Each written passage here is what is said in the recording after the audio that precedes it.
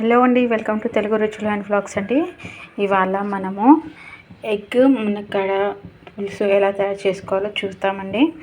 ముందుగా మనము వీటినన్నిటిని కొంచెం ఫ్రై చేసుకోవాలండి. దాల్చిన చెక్క 1-2 ఇంచులండి, బిర్యానీ ఆకు హాఫ్, లవంగాలు ఇలాచి 4-5, 2 టేబుల్ స్పూన్స్ అంతా, ధనియాలు 2 టేబుల్ స్పూన్స్, 7-8 ఎండుమిర్చి, కొబ్బరి ముక్కలు, ఎండు కొబ్బరి ముక్కలు అండి, కొద్దిగా హాఫ్ తీసుకున్నాను.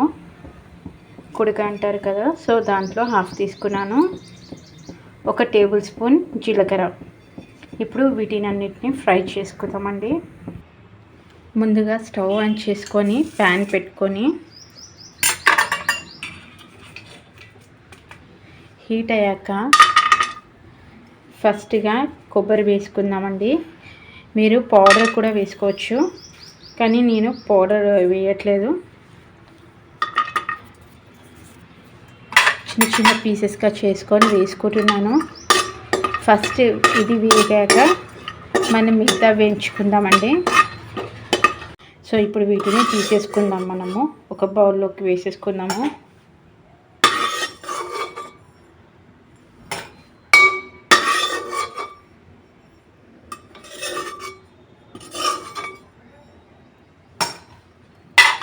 ఇప్పుడు నెక్స్ట్ ఎండుమిర్చి వేసుకుందామండి.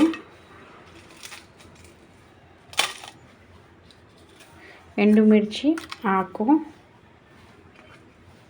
వేసుకుందాము. అన్నీ ఒక్కొక్కసారి వేసుకోవాలండి, మంచిగా ఫ్రై కావాలి కాబట్టి.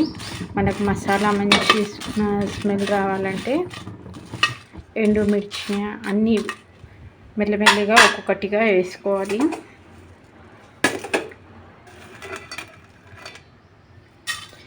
చెక్కనండి,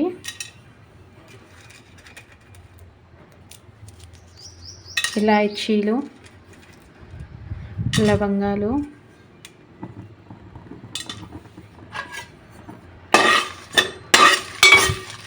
ఒకసారి వేసుకొని కలుపుకొని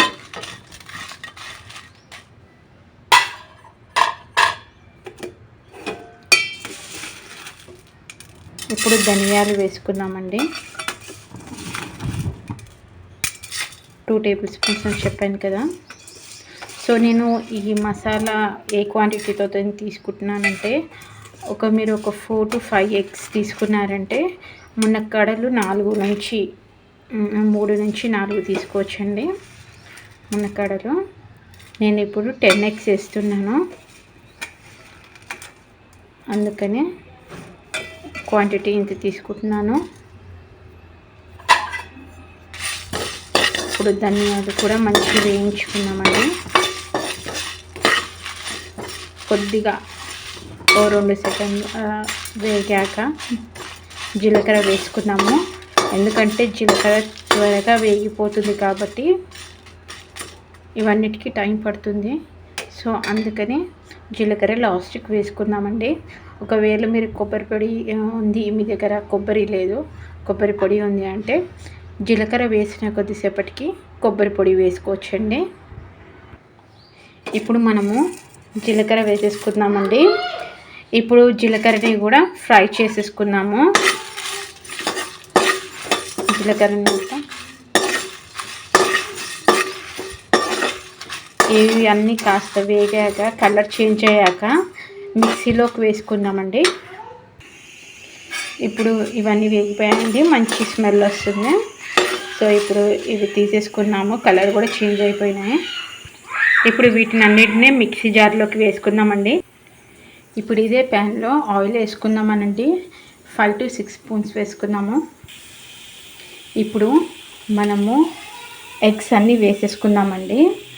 ఆయిల్ ఎక్కువగా వేడి కాకముందుకే, ఎందుకంటే ఆయిల్ ఎక్కువ వేడైతే చిలుతుందండి. ఎగ్స్కి కాట్లు పెట్టుకున్నానండి. సో ఇప్పుడు మనము ఇలా కొద్దిగా పసుపు చల్లుకుందామండి, కొద్ది కలర్ రావడం కోసము. మూత పెట్టి కలుపుకుందామండి. చూస్తున్నారు కదా, ఇలా కొద్దిగా పసుపు వేసుకొని ఫ్రై చేసుకుంటే బాగుంటుంది. డైరెక్ట్గానే చేసుకోవచ్చు కానీ కింద అడుగంటిపోతుంది. అందుకని కొద్దిగా లైట్గా పసుపు వేసుకుంటే కలర్ బాగుంటుంది, కొద్ది త్వరగా వేగిపోతుంది.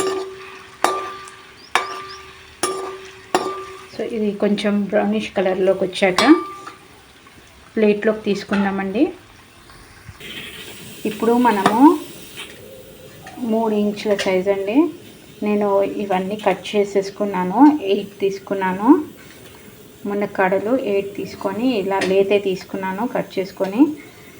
ఇప్పుడు మొత్తం పొట్టు మొత్తం ఇలా పొట్టు మొత్తం తీసుకున్నాను, లేతే తీసుకున్నాను మునక్కాడలు. ఇప్పుడు మనము ఇందాక వేయించిన దాంట్లోనే అదే ఆయిల్లో వేసి ఇవి కూడా వేపుకున్నామండి. నాకు ఇలా నూనె ఎందుకు వచ్చింది అంటే అది ఆయిల్ ఒకటి బ్రేక్ అయిపోయిందండి. సో దానివల్ల కొంచెం ఇలా నూనె వచ్చింది. పర్వాలేదండి, మనం ఎట్లాగో మునక్కాడలు కర్రీలో వేస్తున్నాం కాబట్టి అదే ఆయిల్లో వేయించుకోండి. మంచిగా కొద్దిగా ఉడికించుకొని మళ్ళీ కర్రీ ఇవి కూడా తీసి పక్కకు పెట్టుకోవాలండి, ఎగ్స్ లాగా. నెక్స్ట్ మనము దాంట్లో ఉడికిస్తాం కదండి మసాలా వేసినప్పుడు, అప్పుడు ఉడుకుతాయండి. ఇప్పుడు కొంచెం హాఫ్ కుక్ చేసుకుందాము. ఇప్పుడు ఇదే ప్యాన్లో మీకు ఆయిల్ తగ్గింది అన్నట్టు అనిపిస్తే ఒక చిన్న స్పూన్ అంత, ఒక 2 టేబుల్ స్పూన్స్ ఆయిల్ పోసుకొని ఆవాలు వేసుకోవాలండి. ఆయిల్ వేగాక ఇప్పుడు అందులోనే మనము మిర్చి అండి, 2 పచ్చిమిర్చి తీసుకున్నాము, చిల్లీ కలర్ చేసుకున్నాము. ఇంకా 2 ఆనియన్స్ అండి, సన్నగా తరిమి పెట్టుకున్నాము. వెల్లుల్లి రెబ్బలు అండి 2 తీసుకున్నాను, సన్నగా చాప్ చేసుకొని పెట్టుకున్నాను. ఇప్పుడు ఇవన్నీ ఆయిల్లో వేసేసుకున్నాం మనము.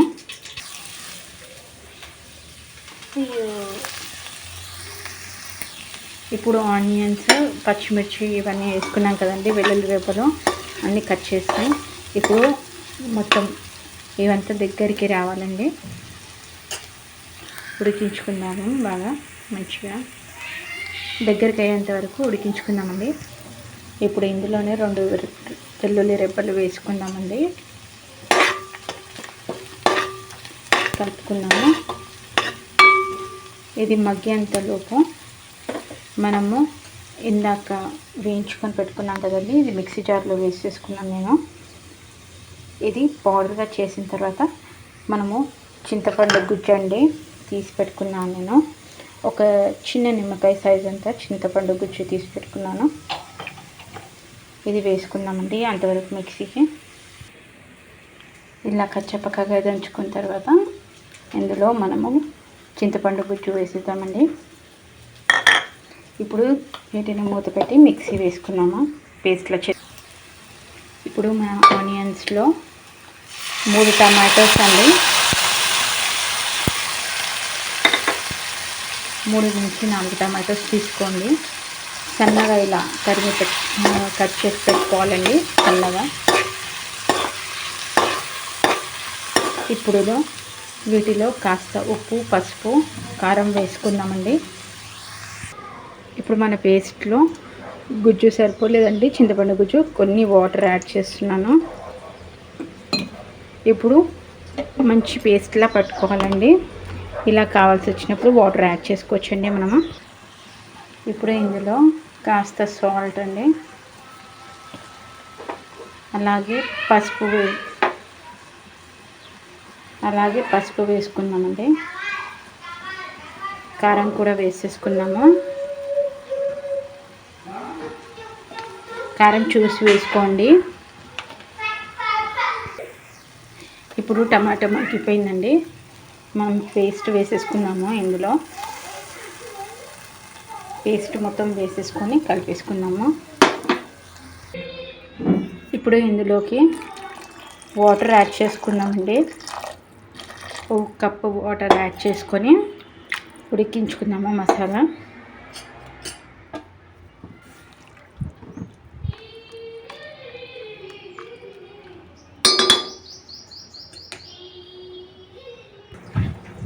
ఇప్పుడు ఇందులో మనం వేయించి పెట్టుకున్న మునక్కాడలు వేసేసుకుందాము.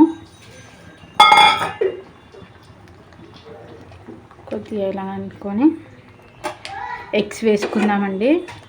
ఎగ్స్ నెమ్మదిగా ఒక్కొక్కటి ఇలా వేసుకోండి, ఎందుకంటే మునక్కాడలు వేసాం కదా, వేగిపోయే ఛాన్సెస్ ఉంటాయి. అవి ఇవి రెండు అతుక్కుని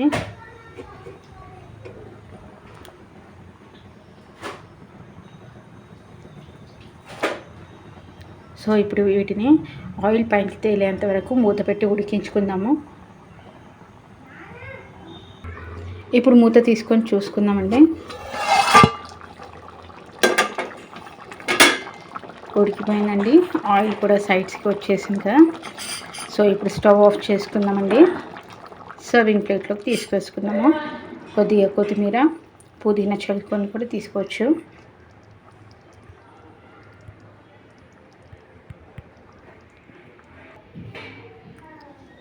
అంతేనండి, మన వేడి వేడి మునక్కాడ ఎగ్ మసాలా కర్రీ రెడీ అండి. ఇది ప్లెయిన్ రైస్లోకి కానీ లేకపోతే చపాతీలో కానీ చాలా టేస్టీగా ఉంటుంది. మీరు తప్పకుండా ట్రై చేస్తారని అనుకుంటున్నాను.